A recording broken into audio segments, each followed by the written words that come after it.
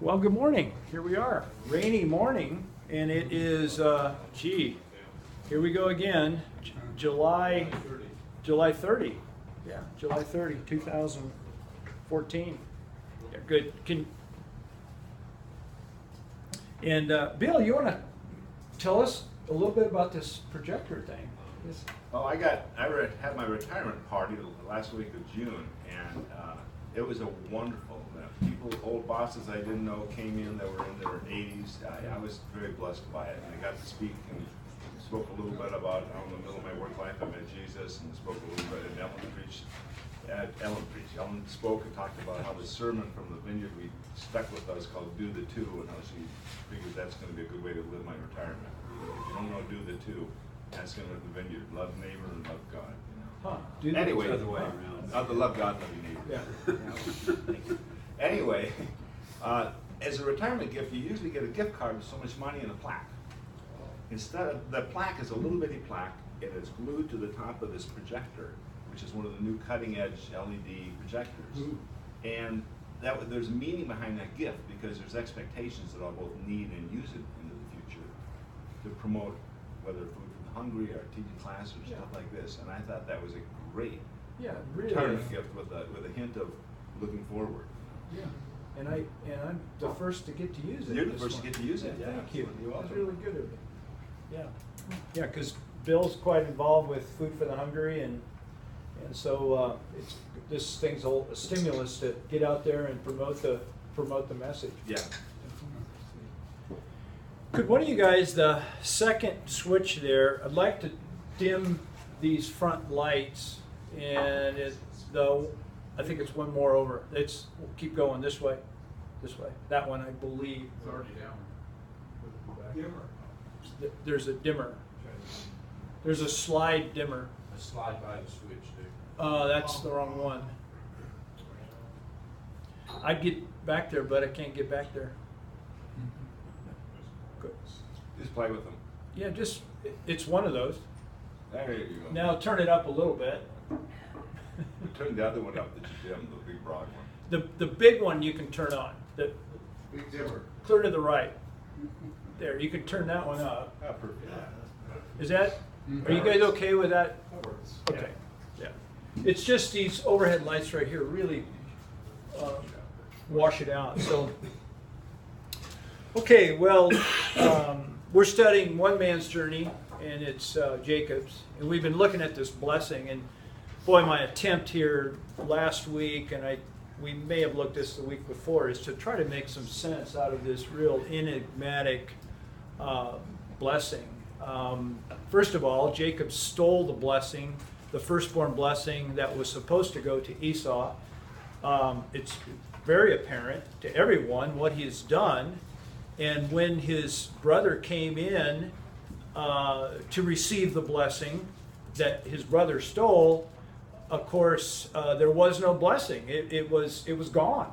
And that image of Esau weeping before his father, "Father, is there no blessing for me?" And then the blessing, 2 verses, 39 and 40, again, what is behind all this? It's just so problematic. And so what we've been looking at is I'm trying to give explanation of what, at least from one perspective, what it could mean. The verse reads, verse 38, Esau said to his father, "Do you have only one blessing, my father?" And I think the answer to that question is, to be quite honest, son, yes. Because there is only one firstborn blessing. But then he says, bless even me also, my father. So he lifted his voice and wept. And then verse 39, the text for today that we'll look at is, or at least we'll be referring to it. Isaac answered him and said, "Behold, away from the fertility of the earth shall be your dwelling, and away from the dew of the heaven from above. By your sword you shall live, and your brother you shall serve. But it shall come about when you become restless that you will break his yoke from your neck." And of course, we go on tilt. Our minds are, how could a loving father say such words to his son? That's what we're trying to figure out. It seems like, wouldn't you want to try to accommodate it and try to make a bad thing better? If the blessing couldn't be given, couldn't be retracted and then readdressed or redeposited into Esau, then at least you try to say, well, son, I won't give you the firstborn blessing, but let's try to do something here. But he didn't. But we have to believe that Isaac loved Esau just like he loved Jacob. In fact, it seems that Esau was, quote, his favorite son. They used to go hunting together. They loved to hunt. Is he playing to Esau's strengths, though? I mean, Jacob, he said away from just means he's not going to be a farmer, he's not going to be a cultivator, he's going to be a nomad. That may be Esau's strength. Well, yeah. My point is that no matter what the blessing would have been, it would have been perceived as second best. That's what I'm building this argument on, is that there is only one firstborn blessing. Scripture, it was the firstborn that got the blessing. Jacob stole it. And once it's stolen, it's gone. It couldn't be retracted. So, of course, we've dealt with that whole question. And so it is a context of there is only one, and so whatever would come second is second best. Thus, the little illustration here, you've got the situation where you have the haves, the nice, new, shiny car, and then you have the have-nots. And what I tried to explain last week is this goes back to Genesis chapter 3, where at that occasion, I think that the ramification of what occurred in Genesis chapter 3 is it set up this situation of haves and have-nots, and we have been living under that and will continue to live under that scenario until Christ returns and the redemption of all things. The man and the woman saw themselves, they separated the relationship that was all one, and we have a hard time understanding that, if at all. That it was all one relationship, God the Father, the woman, and the man, and it was all one relationship, and they saw it as one. What happened at the fall is that separated, and for the first time, the man and the woman saw the distinctives, and they saw themselves as separate. And this separateness sets up this problem in the human nature and in all human societies as comparisons. Comparison. I see myself as I derive my identity based on how I see myself in relation to you. The have, I'm either a have or a have not. And if I'm a have, here, primarily, let's think in a moment in a material perspective, is that we here in Fort Collins, Colorado, live at probably the 99th percentile of the rest of the world. It's at least in the 90s.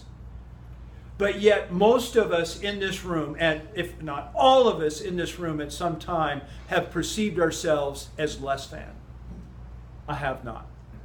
Because we compare ourselves with others that appear to have more. Is that not true? Can I tell you a little joke on that one? Yeah. So there was a little saying around the city utility, and as a government-oriented enterprise, as government, we would get raises and promotions, but there wasn't, unlike private enterprise, bonuses or things that could distinguish people from others significantly. So they tried a plan like that. And so they had a plan where you could get a little better if you did better, and the difference was between, instead of a 3% raise, you could get a range from a 2 to a 4% raise. And so we figured out, we said, we know how to really tick off an employee. Give them a 2% raise, and then give everybody else a 2.1% raise. Yeah. That's exactly right. Yeah, all of a sudden you're irritated, Yeah, that's so exactly right. Well, they didn't really deserve it. Yeah, that 0.1%. Yeah, exactly. Yeah. It's the way it's set up, and the way it will continue to be set up. And so here, what I've got here is a note says this is the human condition. It's the way it has way more to do with perception rather than reality. In a sense, we are all blessed by the fact that you and I can get up in the morning and fog a mirror, that we're alive, and that we have 3 meals a day, and that we have a dry place to lay our head at night that's warm. We are blessed people. The problem is our perception is that we just don't realize it. We want more. There is a drive. There is a restlessness within the human condition that drives us, that we're just not there where we need to be. And that, I believe, is the ramification, the nature of the fall of mankind. That condition is what Jesus Christ came to alleviate and will one day fix when all things become new. Well, when separation entered the world, Genesis 3, it set up the human propensity, a driving force to compare. Therefore, from this perspective, my argument from this perspective, Isaac is merely stating what is. He says, son, there is no second blessing, there's only one. And from this day forward, and he speaks truth of what will be. Similar to what Bill was saying. Now, this is one perspective. This is how I'm attempting to explain this. What is and what will always be true until the redemption of all creation through Jesus Christ. Comparison in some form or flavor is the default means we use to derive our identity and assess our value as human beings. And it always will be until that day. Could you read that last statement again there? It says, comparison, this idea of comparison is in some form or flavor, is what is the default means we use to derive our identity and assess our value as a human being. In other words, Carl, naturally, my default mode is I compare to others around me, and I'll create a value for myself based on that. And we Christianize it as well. You know, we're just a part of it, because what we do in our heads as Christians is we set up what we've been taught is the criteria to be a good Christian. And if I fit within that model that I've created in my head, then I'm good. If I fall outside of that, then I'm bad. Or if others fall outside of that, they're bad. And so we have good and we have bad. And our world grows and becomes smaller and smaller as we age. We become bitter old people, Carl. Certainly not the heart of Christ.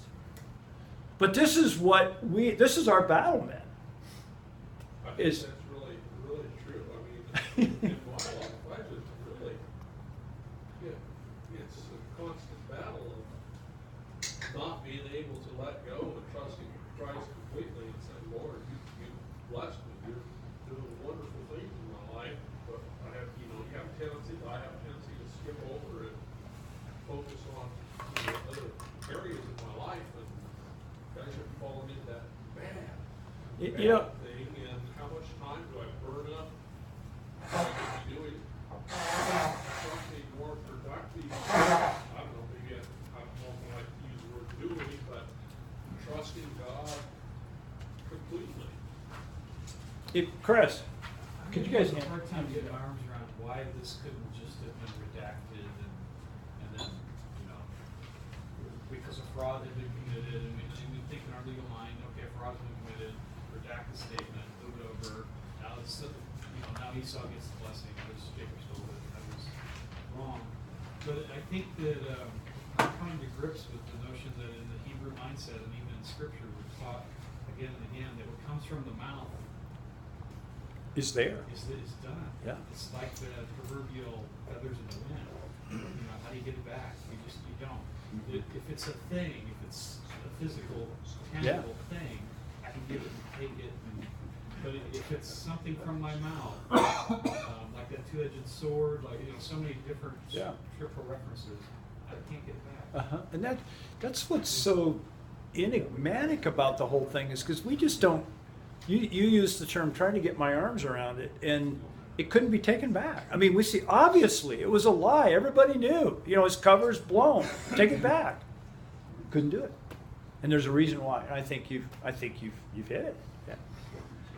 So what I've got is an exercise here that I'd like for us to do, and we can turn the lights back on so you can see it. If you want to take, Chris, would you mind that big dimmer clear to closest to you?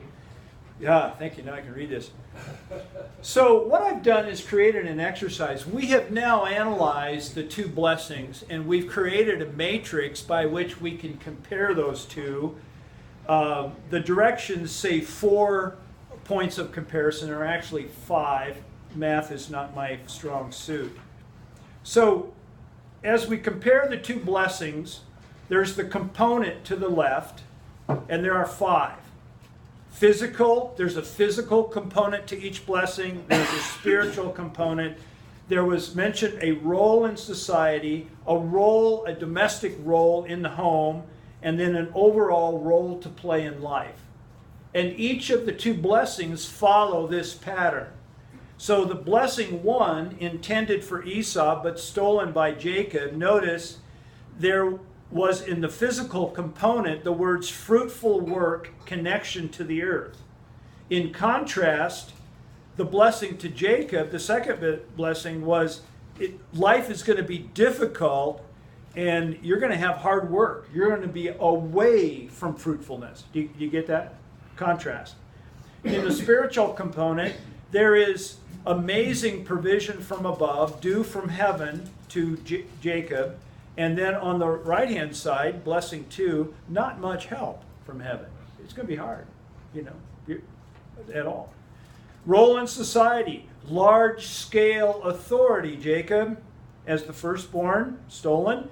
And then on the right-hand side, fight for what you get. You're going to live by the sword. It's going to be a life characterized by conflict and fight. Role at home, domestic authority, mentioned to Jacob. On the right-hand side, second best, you're going to serve your brother. Okay. The last one, overall role to play, and I use the term a defining role. Jacob would have a defining role, meaning others will find definition of their own lives through them. Jacob will be a model, or what he represents will be a model. Whereas, no, there is no model, Esau. You're going to struggle. Your whole life is going to be characterized about struggle to break free. This idea that you will be in a state of tension your entire life, and you're going to be looking for an avenue to break free from something, a tension, a struggle.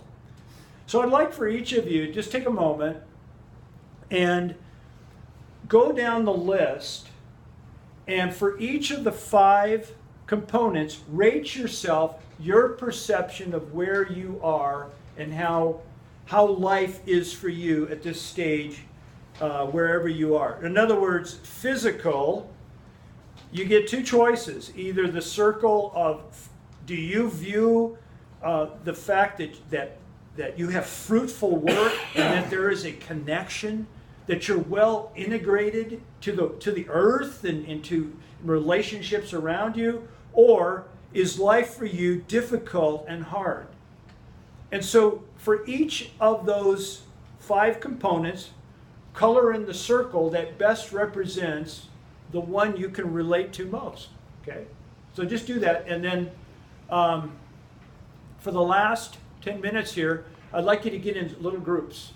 Groups of 5, groups of 6. Get around, table here, table here, table here. Chris, you want to join these guys, and go around and just you'll add up your score, and in adding up your score, you're going to be stating which of the 2 blessings you most relate to. where you are in life and just spend some time and talk about this to your group. And what is your take on it? Yes, Chris? I don't know if maybe you're going to get to this or not, but Esau's last breakaway part, we're going to talk about a little bit. In the blessing, the last part where he talks about at some point you'll find freedom once you're able to break the yoke of your brother. We won't be talking about it today. Do you have a comment? Yeah, I think that's the real blessing. I think that for Esau, for him to have taken his father's blessing, it would have been a yoke that he could have never thrown away. And because of his lifestyle, who he was, I don't think he would have represented well. I don't think I think it would have been a burden all of his life. And his brother, Jacob, when he was born even, was always chasing after him, had his hand on his heel even. And at the time that he took his birthright from him, it seemed like Jacob was always following Esau around, trying to take something from him. Well, it's all gone now. It's all done. And once he realizes that Jacob is no longer after anything that he has, he can be free of Jacob. He can be free of Jacob's covetousness of him, of his things, of his stuff, and he can be free to be his own guy at this point now. So, good comment, Chris, and thank you. We certainly will see that as the story continues, because the brothers will meet late in life, and Jacob is sweating bullets. The reaction of Esau at that point shows that this blessing was fulfilled. He was free. Yeah. So anyway, I'd like you to do this. Take a few minutes. If somebody would turn on the backlights so Bob can see back there. And take the last few minutes here, guys, and do this. Anybody want us? Bring your chairs over. Anybody want us?